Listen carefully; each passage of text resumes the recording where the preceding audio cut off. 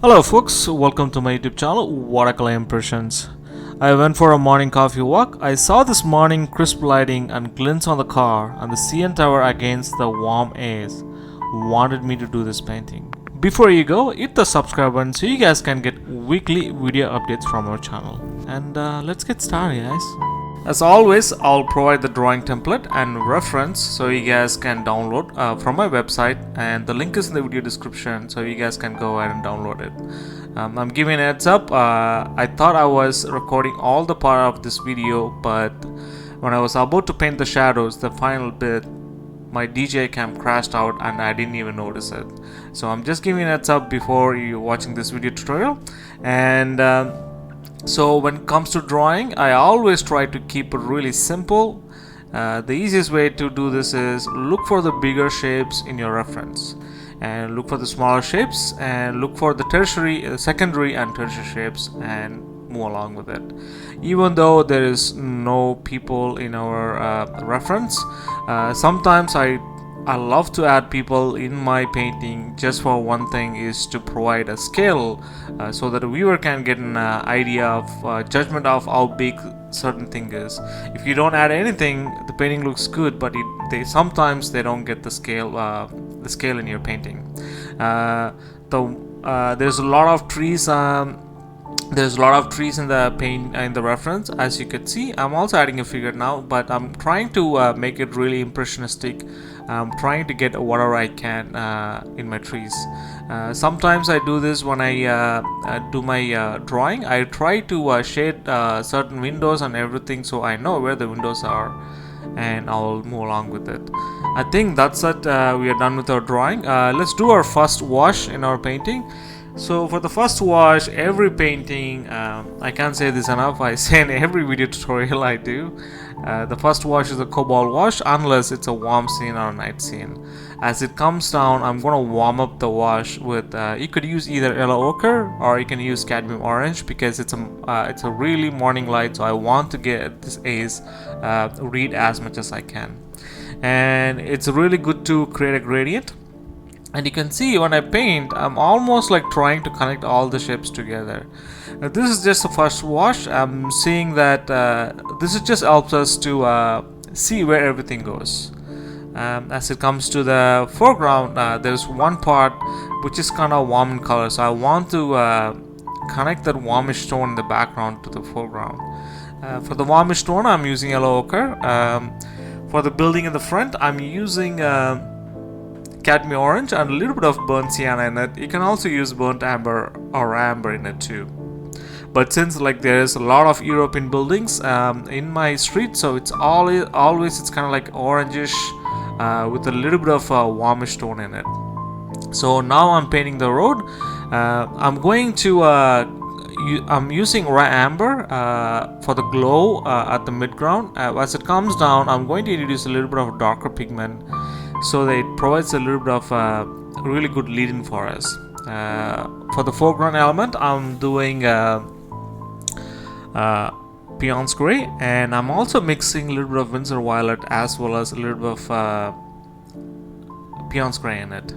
And you could see there is also a little bit of grass patch here and there. For that, I'm using burnt amber, Cerulean Blue and a little bit of gradient in it, and sometimes I also mix a little bit of cadmium yellow in it to get the little bit of greenish tone in it. And since it's a fall season in Toronto, like most of the grass patches are dead, so I'm starting with the background building now, the background piece now. So the background, this is CN Tower. I always get the proportions wrong almost every time. I try to get the proportions as accurate as possible, but at the end of the day, this is going to be a background, so if it looks like a CN tower from far, that's what I wanted it. And you could see I'm also trying to make my values lighter in the background, because I want to push the background really far from where I'm seeing this view. And I also want to make sure that it also creates this haze in the background as well, since it's a morning lighting. There's not going to be any sharp shadows because the sun is about to come out. And now I'm focusing on the left hand side, and there's a lot of trees. You could see it is really a complex shape to paint. but I try to combine everything and connect everything into a single shape so that it makes our life easier. And for that, for the background, you can mix any colors you want, but make sure it is a little bit lighter. I'm using burnt amber, and I'm using a little bit of sepia and a little bit of green in it. And since, as I said, it's a fall season, the leaves are dried out, so I'm just trying to make a little bit of a lighter tone in the background. And you could see I'm trying to finish the first tree in the background, so I'm going to connect that tree to another tree which is in the midground too.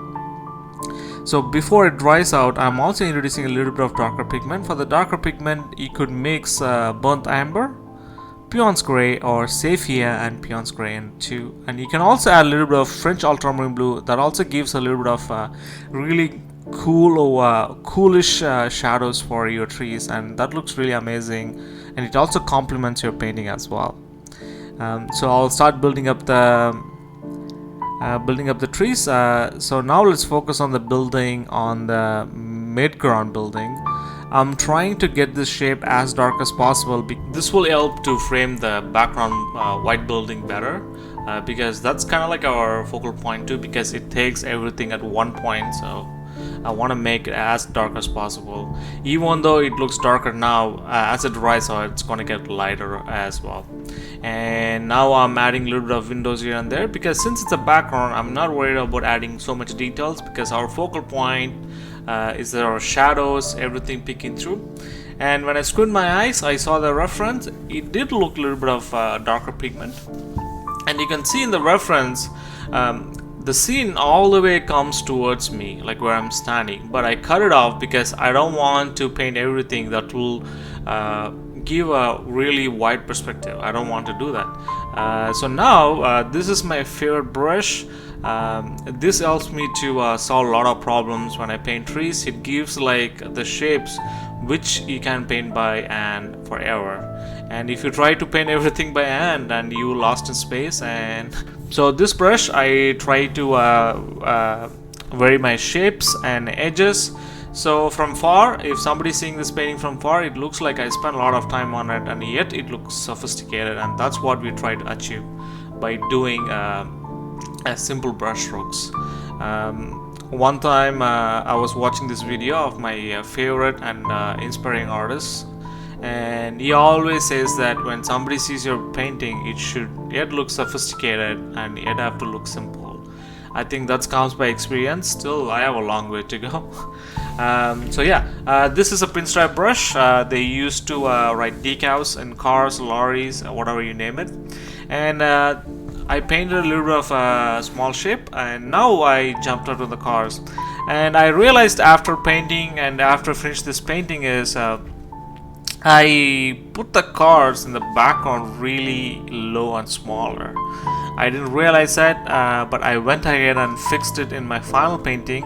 And this is another tip, because when I started painting, when I paint, I was really skeptical, or it was hard for me to go and fix it. And I don't fix any of my paintings, but it did take like at least 5 minutes to fix this painting after I finished this painting, because sometimes when I paint, I don't want to go back to the painting again. I want to create a new painting.